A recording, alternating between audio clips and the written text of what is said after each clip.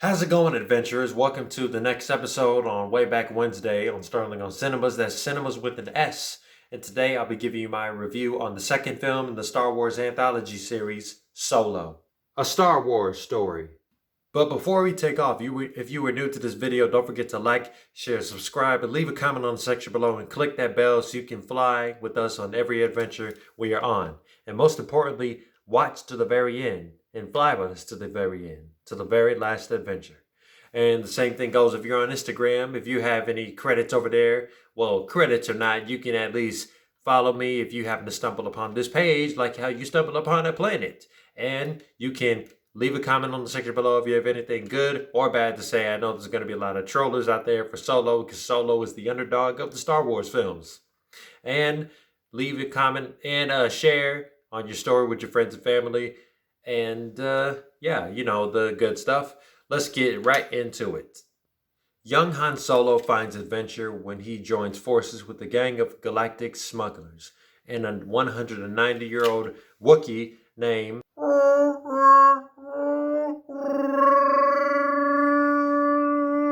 or in translation, Chewbacca. Indebted to the gangster Dryden Vos, the crew devises a daring plan to travel to the mining planet Kessel to steal a batch of valuable coaxium. In need of a fast ship, Solo meets Lando Calrissian, the suave owner of the perfect vessel for a dangerous mission of this type of scale, the Millennium Falcon. Staying within the Skywalker timeline, but having no relation to the overall narrative, Solo, a Star Wars story, is a prequel spin-off that focuses on how the greatest pilot in the galaxy came to be as we know him in the original trilogy. This would be the first origin story of one of the founding members of the franchise, and having to experience his backstory and what led up to where we first see him in A New Hope was certainly a long trip. I feel like that Solo only works as being a solo story arc for the titular character, while the overall plot feels very slow when you compare it to some of its main continuity counterparts, like the episodes. Solo has several good moments that are worth cherry picking in order to see those scenes for what they are and being great in their own right.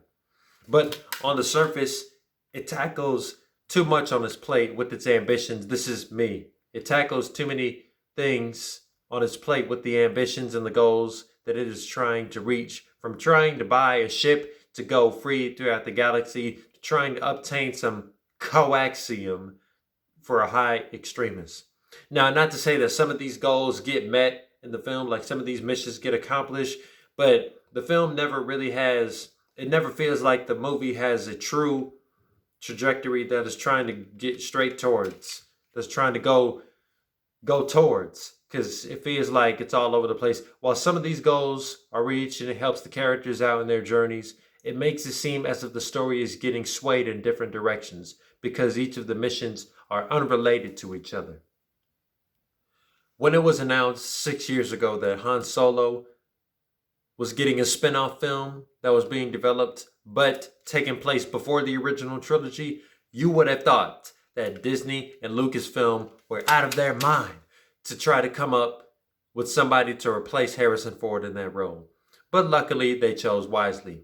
Alden Ehrenreich might have been playing a much younger version of Han Solo than he was in Episode 4, but he still embodies the charisma, the bravery, search for danger and adventure, and the troublesome and rebellious reputation. He is a flyer, a driver, a pilot, anything that you can be to get to where you want to go. All of those qualities were there to stay, even when he was a young man with aspirations to be a pilot. One of the only anticipated parts in this prequel for me was seeing how the iconic Chewbacca came from, where he came from, and how exactly they crossed paths. Let me break it down for you.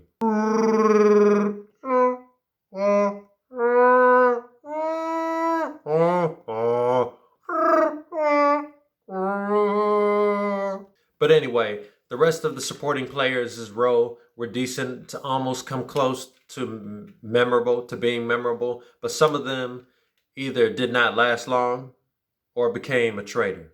Emilia Clarke's Kira and Alden Ehrenreich's Han Solo's bittersweet chemistry on screen is also one of the things that makes this film. I must assume that nobody wanted to see Lando Calrissian get replaced either, because Billy D. Williams was so great in that role also. But Donald Glover's performance alongside Ehrenreich is synonymous with Ehrenreich's performance as Solo in those scenes where they're gambling for the Millennium Falcon are just priceless.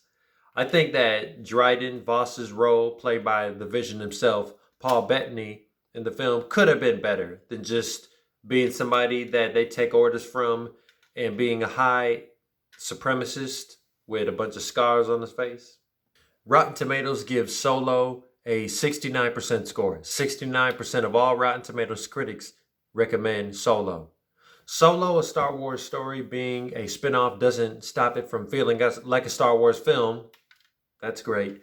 But it does feel flawed in many arenas, such as the story structure and the placement of different plot points. So, coincidentally, I will give it 6.9 Nestles out of 10.